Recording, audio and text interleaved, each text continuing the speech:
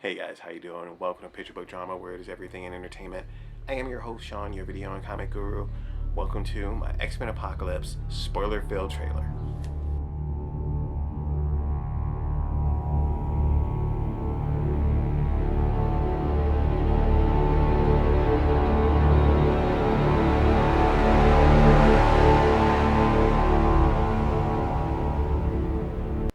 Alright, here we are. We are finally at the 80s for the X-Men movies, which if you're expecting to see a bunch of 80s retro in here, it's not happening. This is a straightforward film.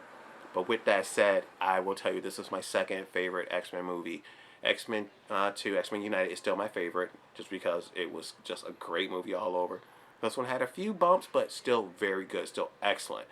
Magneto is Michael Fassbender is one of the greatest actors out there, and he shows it in this film.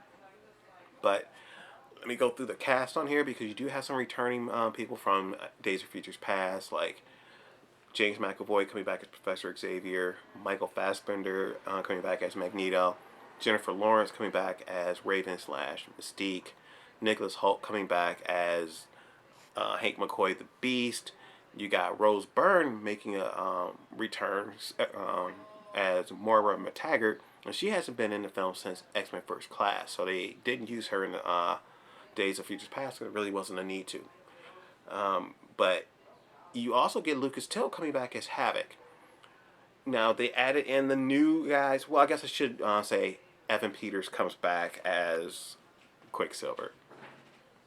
Damn, he just continues to just own it. So I am a big fan of that. Now with that said, you do have what I call the new class. You got Sophie Turner coming in as Jean Grey. You got Ty Sheridan coming in as Cyclops. So you finally get a young Scott Summers, and you get to see a manifestation of his powers first popping to him coming to peace with it. You get Alexandra Shipp as Storm. Doesn't look anything like what you remember seeing her as. She got a mohawk. They go through a great arc with her. Olivia Munn coming in as Psylocke. Make sure who else was in this film. Oh, Cody Smith McPhee played Nightcrawler. You hear people laughing, but it was a great combination of characters. Lena Condor coming in as Jubilee, but she didn't really have any scenes. That was my biggest disappointment. And as you see, the kids are mad about that too. What I don't understand is why they didn't really utilize a lot of.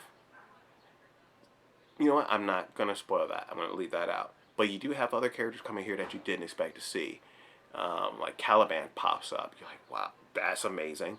But there's just an amazing story, and it's a straightforward story too. All things considered, when you have so many characters in here, it's all about them all coming together at the end to form the X-Men. That's the bottom line. Apocalypse is awakened. He's the first mutant, the most powerful mutant. He has a tendency. He has a thing that he burns out the host that he's in. So he's constantly moving in different bodies. And at each body that he takes over, he gains their power. So he's constantly adding power to his arsenal. So this is one of the most powerful mutants ever. And he shows you that in this film. Sophie Turner as Phoenix, or should I say as Jean Grey, killed it. Was amazing. They show the horror of having her power, how it can cause you to rebel and isolate yourself to the point where she embraces her powers and becomes probably the most powerful member of the X-Men that they have. Now, when you get Cody McPhee coming in as Nightcrawler, it's basically the Nightcrawler from X-Men 2. Just a younger version. All the religion, all the tattoos, everything. Just a younger version. Killed it, but just a younger version. Now, I'm not sure who the actor is who played Angel in this, but Angel's a badass.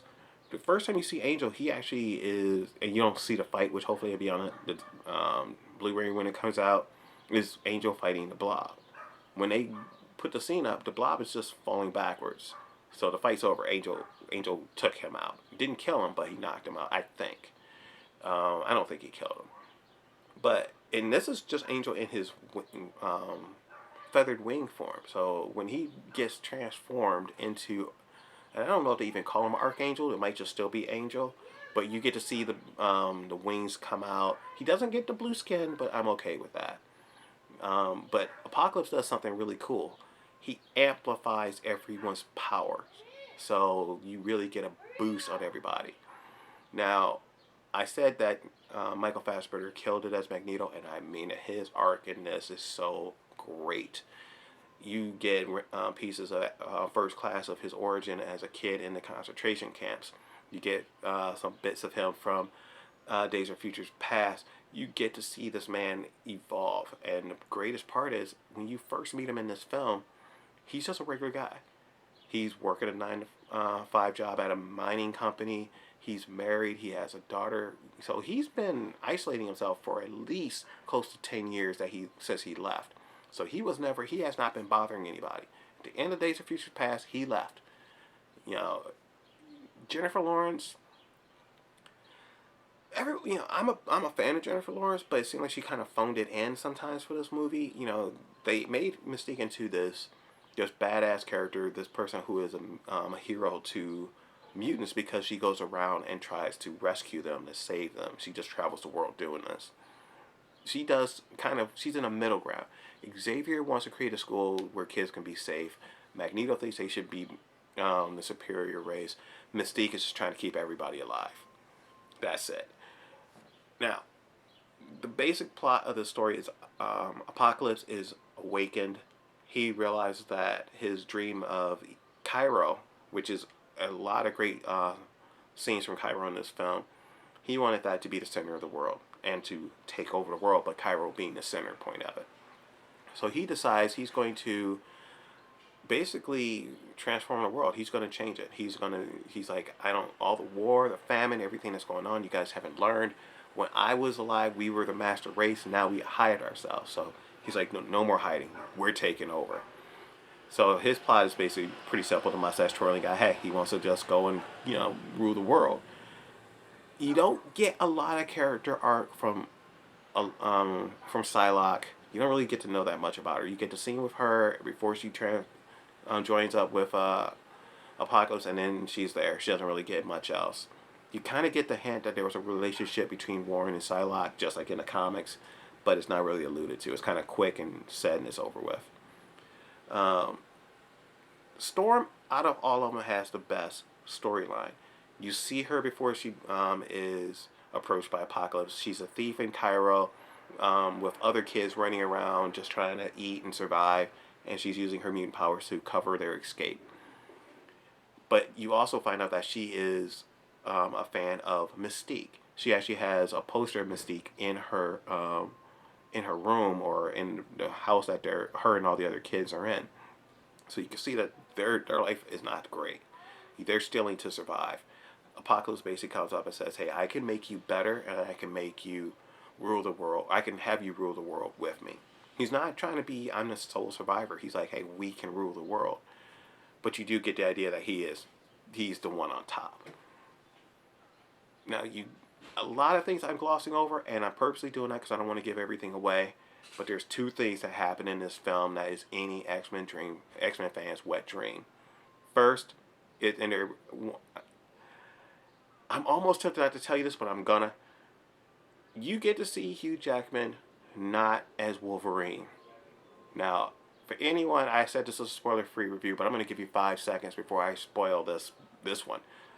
So, we have 5, 4, 3, 2, 1.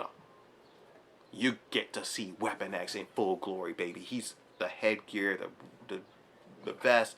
He looks like Weapon X and he doesn't really speak. He has no lines in this film. He just growls and he's vicious. He's killing people just like he did in X-Men 2. So this is very close to being my second favorite X-Men film. Now the second spoiler is the fact that it's at the end of the film, the final battle.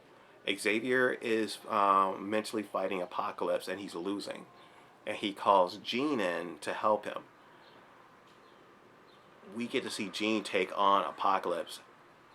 And we get to see the manifestation of the Phoenix Force. you see it in its full glory. They hold on to it for a second. For anyone who even doubted it, it's there and then it's gone. But you know that the next film is going to be focused on the Phoenix. Cannot wait for this.